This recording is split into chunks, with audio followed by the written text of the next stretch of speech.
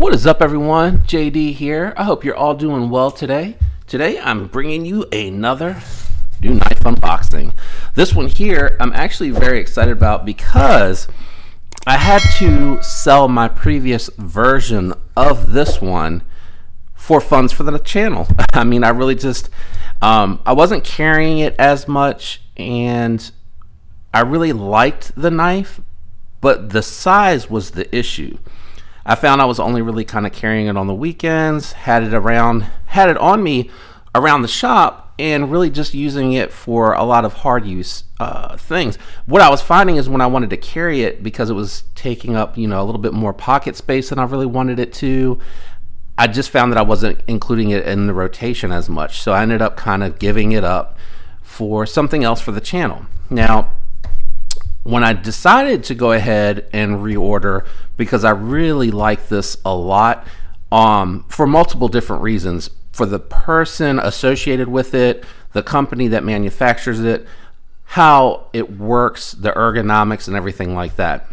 So I decided to go ahead and get the smaller version of it, and I wanted to go ahead and unbox it, but I wanted to just kind of briefly give a little bit of a background on this particular opening. I know it's a little bit different for me, and it's a little special for me as well. Again, the people that are associated with the knife is really why it's a little bit different for me. Now, having said that, today's unboxing knife is going to be my recently acquired Civivi Altus. This one here is their thumb stud button lock. Really liking this one a lot. It is that lock stick. It's starting to go away already. Let me go ahead and get into this one. I'm just going to be kind of careful because it has the shipping information on the bottom. And is that it? Is there tape somewhere else? Or I got to flip it over. Hold on one second. All right, so as you can see here, I picked up a Hogue. Now I think there's an invoice down in there. So I'm gonna put the Army Peanuts and that to the side and go ahead and get into here. So as you can tell, this is a Hogue.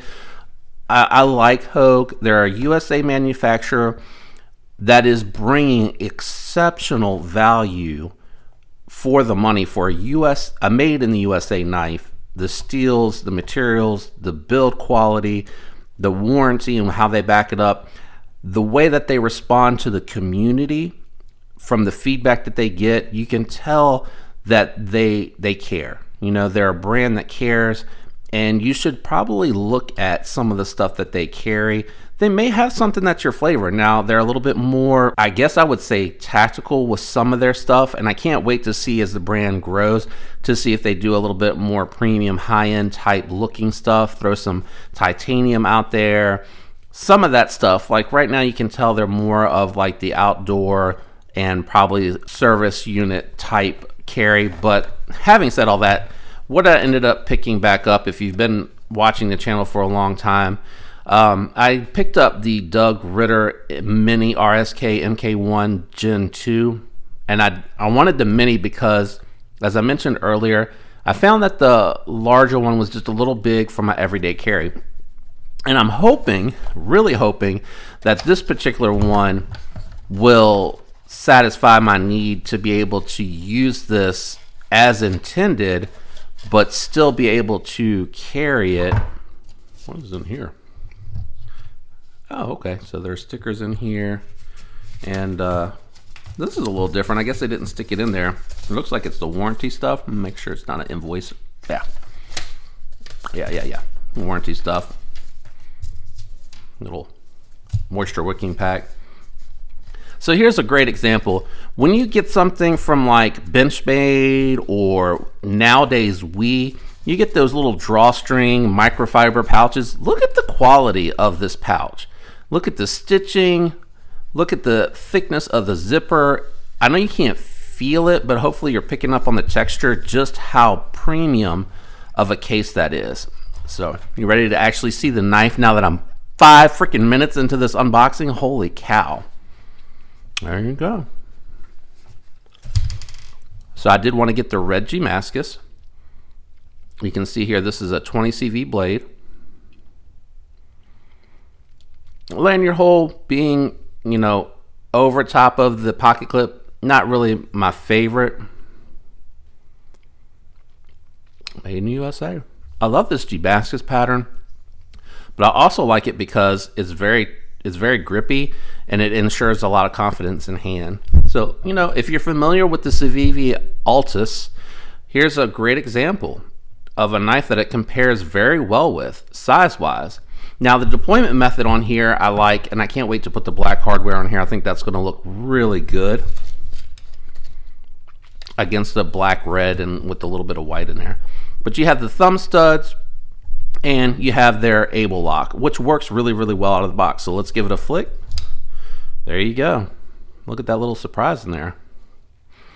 I decided to make sure that I stay committed to this one. I got mine engraved. Well, let me know what you think about that in the comments. I knew it was on there. I wanted to kind of surprise you guys with the unboxing. Let me see. Yeah, look at that. Feels really good in hand. I love their knives. Oh yeah, like an old friend coming back home. A little bit lighter blade, so you do got to put a little bit behind it. But of course, as I was just talking about on the Civivi, you do have to break these in some. So 20 CV, made in the USA. You get G10 with a really beautiful pattern. They're all going to be a little bit different. It's got really good hardware, contoured scales, deep carry pocket clip, everything that you want in a pocket knife, and the perfect size to EDC in my opinion. Anyway, this is just an unboxing. I am going to still do a full review because I do want to let you know what my impressions are of a smaller version of this knife. If you don't know who Doug Ritter is, he is super influential in the knife community for knife rights. He has spearhead for so many different states, and I've even seen on the knife rights page where I'm living currently, where they're trying to change some backwards laws that are really just, they're dumb. I don't know how else to say it. It's just dumb. For anyone that looks at these tools as a weapon or anything like that, honestly, I don't know why you would think that. If somebody was coming at me with a gun or a bat, I would want something of equal substance or equal ability to be able to defend myself. I think I would be better off with a bat than I would be with a knife. You have to be so close quarter with a knife. I grew up in the country fishing. My stepfather was really into hunting. It was a tool that it was, you know, that you would use for that, for cleaning the fish, for cleaning the game.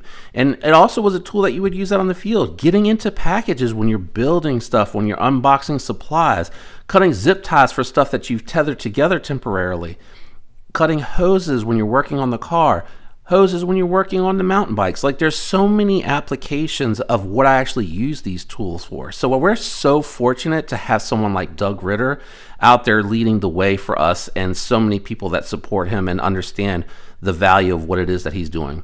I know this is a 10-minute unboxing. I apologize. I usually try to keep these really short because I can't give anything of substance in these type of reviews. But I really wanted to pick one of these back up. And again, I know that a little bit of these proceeds go towards what he's doing over there. And Hogue does a fantastic job with these knives. Can't wait for this one to break in. I might take it apart and put some of the oil that I specifically like on there. Let me know what you guys think in the comments. Thanks for tuning in. I appreciate all the support. Think about subscribing. Leave me a like if you enjoyed the video. And if you do subscribe, turn on those notifications so you get alert whenever future content drops. I hope all of you have a fantastic week. And until next time, peace.